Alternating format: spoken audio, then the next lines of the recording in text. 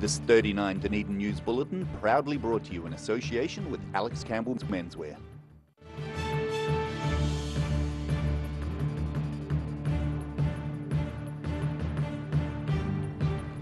Tonight on 39 Dunedin News, Caversham residents make plans for an unused site in the suburb, but is the City Council on board?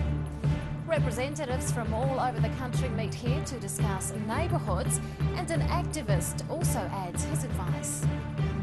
And the Governor-General spends time with fellow former servicemen and women on his farewell tour.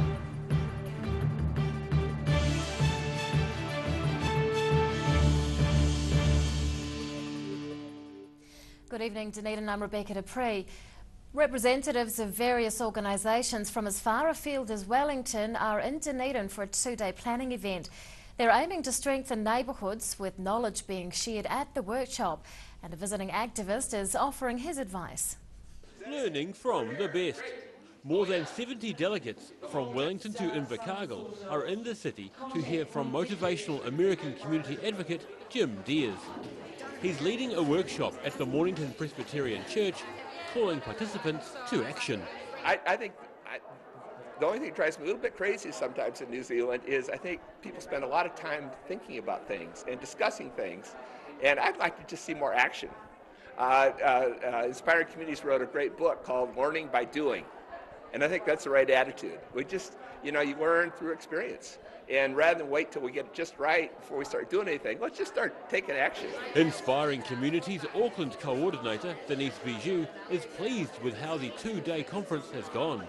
She says there's a groundswell of support for community development at a grassroots level nationwide, but reservations about where to begin. You can hear the hum in the room, so people, I find across New Zealand, are often really ready for this. They just don't really know what to do, and they can get quite hamstrung on that. And as Jim will say, as he says, we think about it quite a lot, and we don't actually move into doing very quickly. We feel like we need to tick all these boxes and have all the parameters sorted, and then we can move. The local coordinator and host of the event is Nora Franz of Presbyterian Support Otago. She's pleased with the involvement of representatives from many non-government organisations and says everyone's sharing a common goal. So it's not about different agencies. We are not fighting for fundings. We are actually about the communities. So it's actually good. I mean, it was really, I'm really happy to see actually different agencies coming together to this kind of event. And so we also have Department of Internal Affairs, DCC is here. So yeah, pretty much everybody's on board. The summit wrapped up this afternoon with delegates leaving excited about inspiring their respective communities. Daryl Baser, 39 Dunedin News. An international webcam star at Tairoa Head is now the subject of a naming competition being run by the Department of Conservation. An albatross chick at the Otago Peninsula colony has been the focus of a new webcam installed by conservation staff just before it hatched in January. It's had more than 230,000 views and solicited over 5,000 comments. Now staff are calling for name suggestions, with submissions closing on May the 27th. The chick's gender cannot yet be determined, and DOC is looking for a name reflecting the character of the species or their habitat. The winner, to be decided by public vote next month, will get to meet the chick. Residents in various parts of the city have been enjoying a final farewell from New Zealand's Governor-General. He spent the day in Dunedin learning about innovative science collaborations and visiting several institutions. And he made sure to socialise with some of his fellow former servicemen and women. Marking the end of an era, outgoing Governor-General Sir Jerry Mataparai has been posing for photographs with residents and staff at Dunedin's Monticello Veterans Home and Hospital. I've made it a point to come here as often as I could to just show support to those people who have served in the Defence Force, but also those who have supported them, and the residents here, encompass it. He spent an hour at the South Dunedin Rest Home yesterday afternoon during a day-long tour of several local institutions. It was his last official visit to Dunedin as Governor-General and his last stop on a 6-city tour of New Zealand universities. The main purpose was to come to have a look at what's happening at Otago University. Science and innovation is a theme for me this year, and because I'm down here, there are some things that I wanted to do, including a visit to Monticello. Sir Jerry learned about the developing science collaboration between Otago Museum and the university. He also visited a 102-year-old nun at Little Sisters of the Poor in Brockville. Monticello Chief Executive and Manager Fred Daniels says Sir Jerry has had a long and positive association with the facility and its residents. He came here when he was a brigadier, as a Major General and as the Chief of Defence Force. And then he visited the morning he arrived in Dunedin when he became the Governor-General, and came and had a cup of tea with his friends. Many at Monticello were decorated with their service medals for the occasion. Sir Jerry's 5 years as Governor-General ends on the 31st of August. Rosie Mannins, 39, Dunedin News. A Dunedin author is one of just a few writers honoured with a prize in this year's Ockham New Zealand Book Awards. David Eggleton won the poetry category for his collection of work titled The Conch Trumpet. Just 6 authors received prizes in the awards. Eggleton's work was published by Otago University Press and reportedly won judges over with his energy. They say his poems evoke strong images of New Zealand, capturing the country's landscapes and history. Eggleton receives $10,000 for his win. Caversham residents are working to develop a community reserve in the suburb following widespread enthusiasm for the concept. They're considering designs for a dedicated public green space at the site of a former train station, but the City Council has other ideas. Planning for a better future. Caversham community group members are wanting to develop the Station Road Reserve for public use by residents and families. We'd like to have like an indoor space for children or for exhibitions. We're thinking that because it was originally a station, a historical station, we thought a few tram carriages set up on the side, maybe a cricket pitch in the middle, a picnic area. The reserve is council land with nothing on it but a vandalised bench seat and some burnout marks. Caversham residents have been plotting this enhancement for more than a year and presented plans to council. They're wanting a more attractive park and amenities for neighbours to socialise and kids to play in.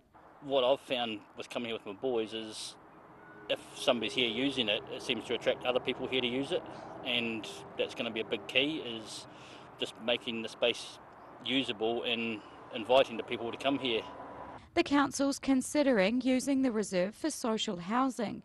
Community group members say they're in favour of more residential support, but suggest there are better areas for units to be built. They see great potential in the suburb, which is feeling the effects of asset losses like Carisbrook and Caversham School. And we lack green space in Caversham. We have some, but not very much. And we'd like to encourage the council to consider keeping this as a reserve and developing it. The 5,000 strong communities waiting on a decision from council, with advocates and volunteers at the ready. If the go-ahead's given, this empty reserve could soon boast public sporting, picnicking and gardening facilities. Rosie Mannins, 39, Dunedin News. Still to come on 39 Dunedin News, chat bus gets a boost thanks to some keen runners, and we find out why an Auckland artist says Dunedin is leading the way with a welcoming attitude.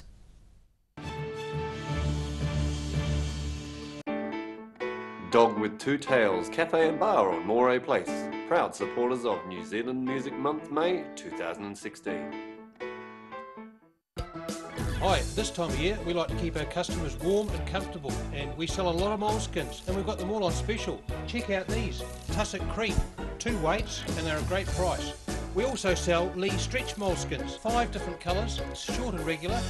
Great buying, moleskins, Alex Campbell Menswear, 3 stores. Every reason, every season, we're proud to dress the region. Alex Campbell Menswear, it fits.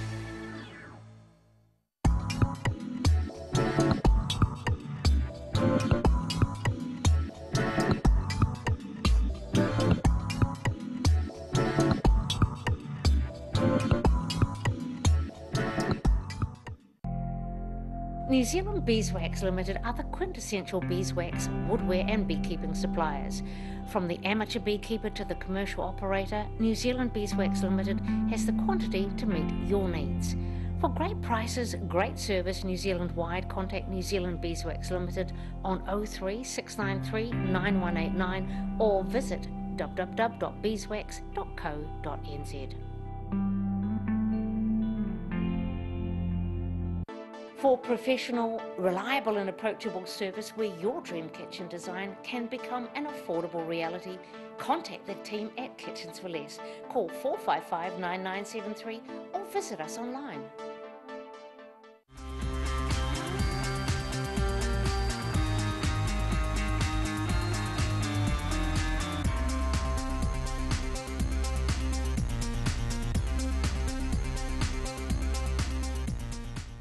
We're at 25 Moray Place at Dog with Tails Cafe and Bar.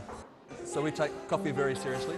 We do what's called contract roasting, so we're creating our own roasting profile and then doing our own blends. We're really focused on the craft of what we're doing. You know, we're going back, instead of going on mass-produced sort of cheap things, we're taking the time to really craft what we're making. Make it so anyone can come here and have a feed and be able to get something they're able to eat or that they want to eat as well. You're kind of getting a taste of cafes from all around the world when you come here. It's on again. The Star Regent 24-hour book sale starts noon 10th June. Don't miss out! Garage Dunedin, delivering quality stylish garage doors in Dunedin for over 15 years. New doors, replacement doors, repairs and maintenance are all part of Garage quality service. Garage Dunedin offers a full range of modern quality doors to suit any home. Come visit the team at 553 Kaikoura Valley Road. Visit www.garador.co.nz or call us on 488 5676. Are you within your legal rights to take one life in order to save another? Welcome to the ambiguities of law. Because whilst the law may be clear, there is still room for both yes and no. What? No! The decision will depend on logical thinking and the art of argument. And this is what we learn at New Zealand's first and world-renowned law faculty. You can stop now! I'm Latafale, and this is my place in the world. Take your place in the world. Pregnant? Need to talk? 24 hours a day, 7 days a week. Pregnancy counselling services are here to help. It's free, it's confidential. Call us now on 0800 773 462.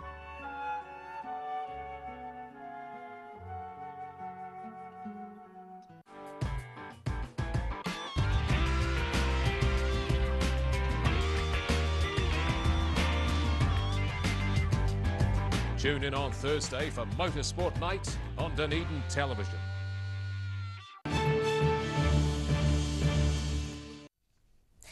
Welcome back. The rollout of ultra-fast broadband in Dunedin is 64% complete, according to the latest data. Quarterly figures show national connectivity is on budget and ahead of schedule.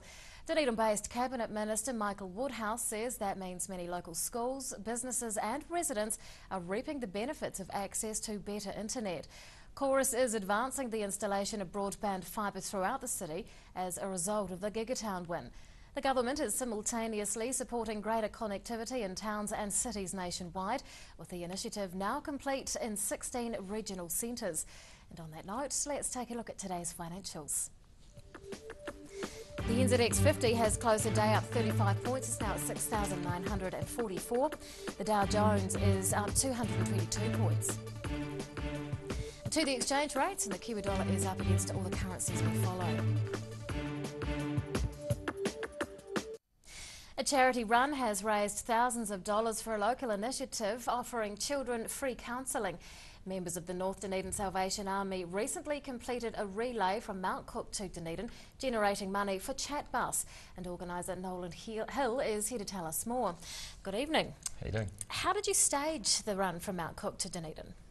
We took a group of runners, everyday people, and there's 15 of us, as well as 5 support crew, and we did it in a relay format, 1k at a time, to keep the pace up so we could get back to Dunedin in a reasonable hour non-stop. So started 8 o'clock on the Saturday morning and arrived back 9:30 on Sunday morning, so through the night. That is quite a distance. It's great. How much money did you raise? We ended up, well, so far, over $8,000, which is fantastic. It meant that we had over 120 hours of counselling session, worth of counselling sessions for young people, as well as re-logoing the chat bus then, so it was great. Why did you choose to fundraise for Chat Bus? We, as a charity ourselves, the Salvation Army, we like to kind of do things for others. So, you know, we're grateful for the generosity that people show the Salvation Army, and in turn we want to pass that generosity on to someone else, and a local need in the chat bus that's really making a difference around the city. Is this the first time that you've done something like this?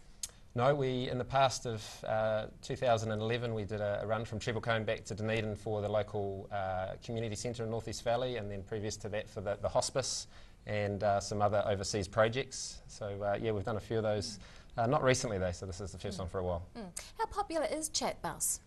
Well, it's in high demand. It's 17 schools around Dunedin, and all of their sessions are pretty much full at the moment, so all fully subscribed. So a lot of schools are inquiring about their services, and it's really needed. Yeah. Tell us about the hardest part of the relay. I think what you're doing is getting 15 runners and putting them in vans, in a camper van, and putting them through to exhaustion, and then hoping they'll all get along. So it's those wee hours in the early morning when it's about 4 and the frost is coming up out the back of Oamaru in the paddocks as you're running through the night, where you just got to dig in and push through, and that's where, you know, we're all doing it together and we cheer each other on, and yeah, and that feels good doing it as a team. How many times did each person get to run? I think we got through about 22 cycles of runners, so we dropped off a few at night to have the odd rest, so I think there was down to about 12 there. Sometimes, it took around just over an hour to get through a full rotation of runners. Any plans for more fundraisers? Potentially, yeah. We're looking at something towards the end of the year with the local Salvation Army in town here, depending on what the current projects are that they've got going on and what the need is. So there's been a few others inquiring that they'd like to be involved, so we'll have a look at that later in the other side of winter. Do you think that a relay of this type might be on the cards again? Potentially. One idea is to try and get back to Dunedin off-road, so do a trail run over the Dunstan Trail, so we'll see how that goes. Oh, absolutely. Yeah. What else is the North Dunedin or the Dunedin Salvation Army involved in? Sure, so in addition to trying to do some just really grassroots community development kind of stuff, we have more structured programs around addictions and food bank, budgeting, social work down at Princess Street, a department there. And then, our addictions work, of course, our Employment Plus training programs, and just really wherever the need presents that we can try and be available and support others. So, yeah. What is demand like for services? Unfortunately, it's pretty high, the demand. As we've heard in other sectors, food banks are very busy, and we always seem to be fully subscribed, and would always, you know, enjoy more resource, more time to just, you know, address some of those needs and proactively put some things in place to support families and individuals around Dunedin. So, yeah. Does demand typically increase as we get into winter? Yeah, it changes. So could be cold houses needed firewood, for example, during winter. It could be around when school starts, the extra budgetary demands on school uniforms, those sort of things, and then getting through towards Christmas, you know, new demands come on. But really, it's those day-to-day issues that are always there, so it's constant. Yeah. Well, good work on the relay. Dunedin Salvation Army relay organiser Nolan Hill, thanks very much for your time. Pleasure. After the break on 39 Dunedin News, our ability to warmly welcome refugees to the city earns praise from an Auckland artist. And we're on the streets to see if you feel safe in the CBD.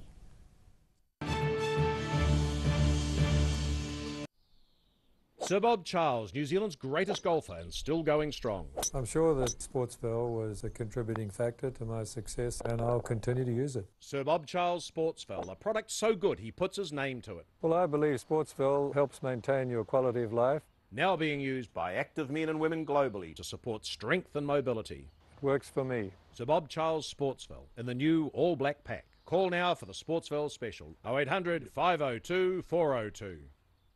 We're at 25 Moray Place at Dog with Tails Cafe and Bar. So we take coffee very seriously, We do what's called contract roasting, so we're creating our own roasting profile and then doing our own blends. We're really focused on the craft of what we're doing. You know, we're going back, instead of going on mass-produced sort of cheap things, we're taking the time to really craft what we're making. Make it so anyone can come here and have a feed and be able to get something they're able to eat or that they want to eat as well. You're kind of getting a taste of cafes from all around the world when you come here. Finding that your grass seed just won't grow? Ready Lawn has the perfect solution for all those lawn woes. Call Ready Lawn today on 486-1819. Mobility Scooters Otago's. Mobility Scooters, new and used, electric manual wheelchairs, strollers and walkers. Free home demonstration and delivery. Call Tony on 03 455 2875 or visit our showroom, 211 King Edward Street, opposite Westpac.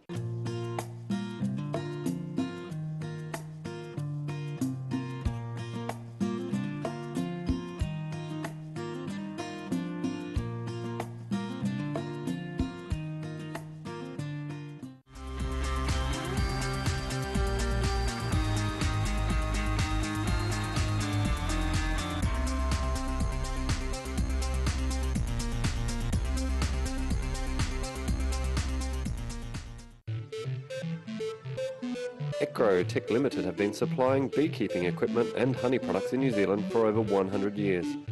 A specialist manufacturer of hiveware and plastic products for the beekeeping industry. They are the leading supplier of beekeeping equipment nationwide. For all your beekeeping needs, visit ecrotech.co.nz or call 0800 11 7766. Hi, this time of year we like to keep our customers warm and comfortable, and we sell a lot of moleskins and we've got them all on special. Check out these, tussock creep, 2 weights and they're a great price. We also sell Lee stretch moleskins, 5 different colours, short and regular. Great buy, moleskins, Alex Campbell Menswear, 3 stores. Every reason, every season, we're proud to dress the region. Alex Campbell Menswear, it fits.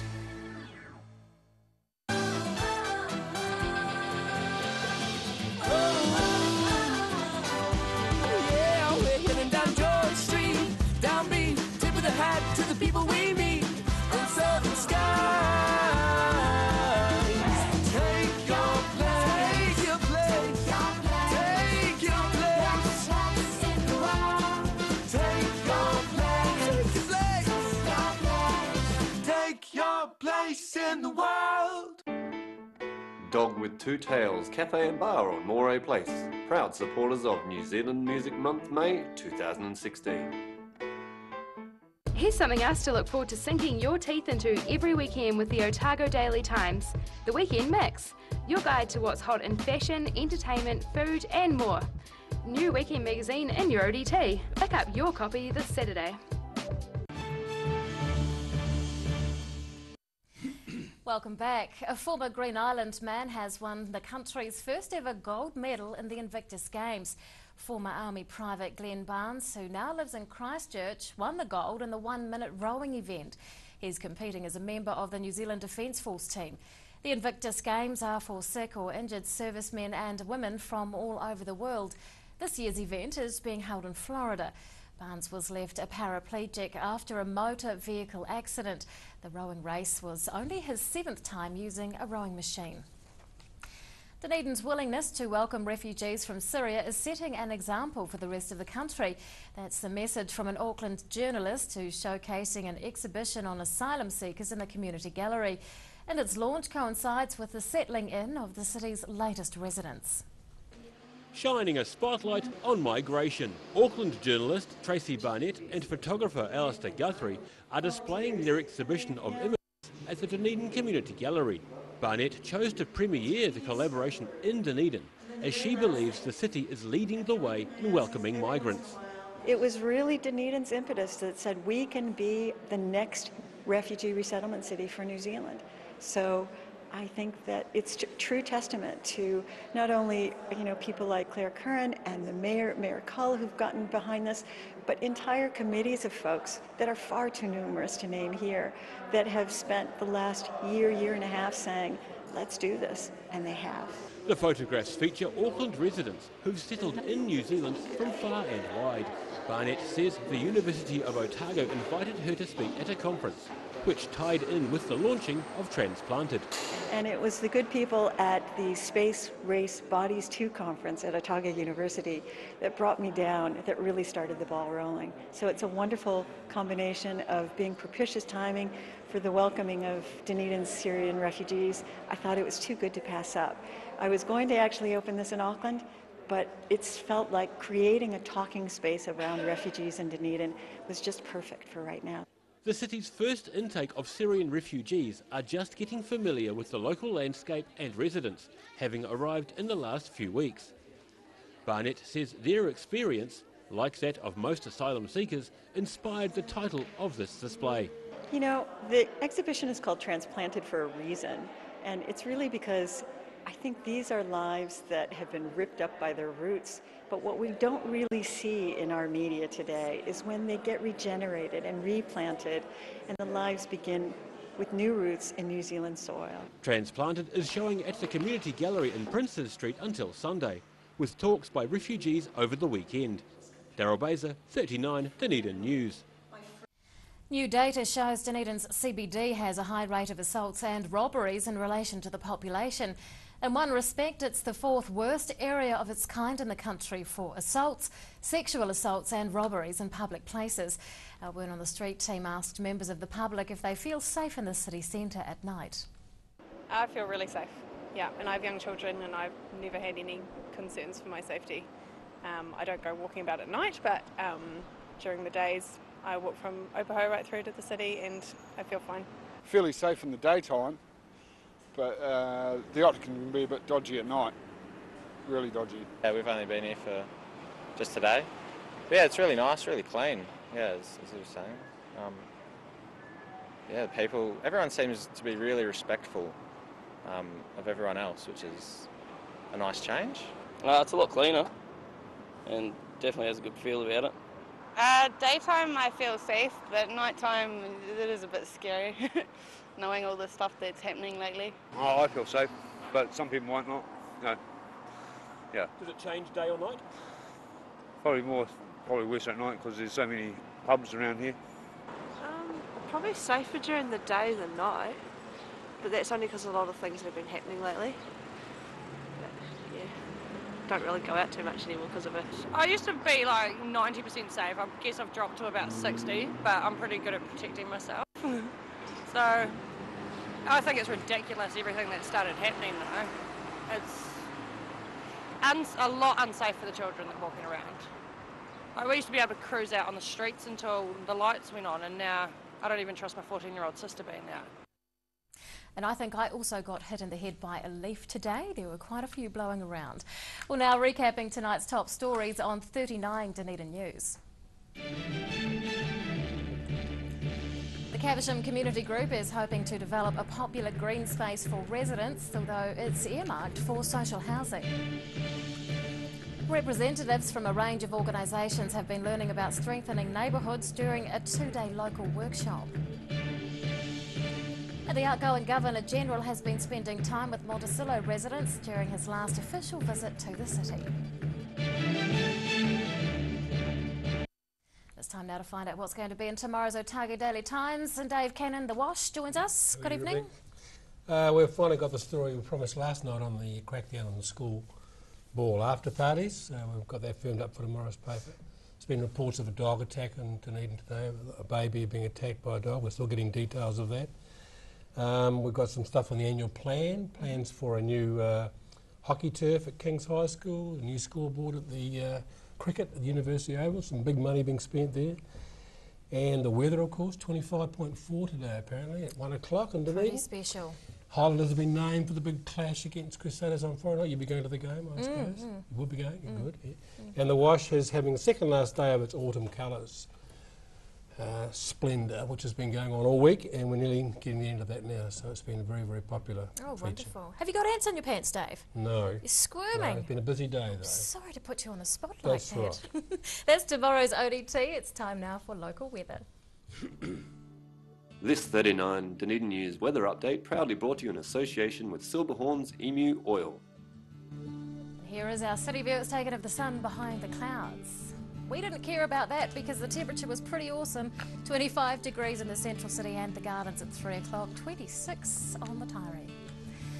To the situation, a cold front is moving on to the South Island. From tomorrow, a strong westerly air stream with cold fronts will move rapidly across the Tasman and over the country.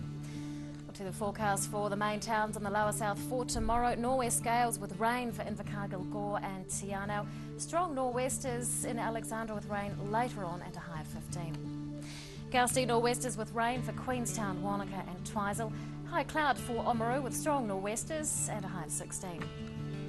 And Dunedin tonight remaining fine with a low of 9 degrees.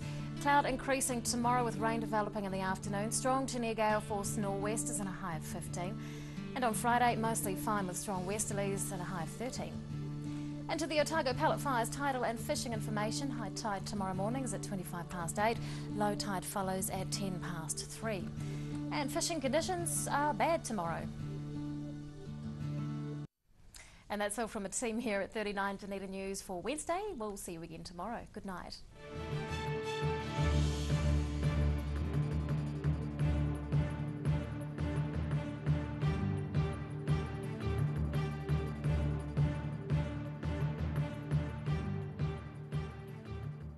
This 39 Dunedin News Bulletin proudly brought to you in association with Alex Campbell's Menswear.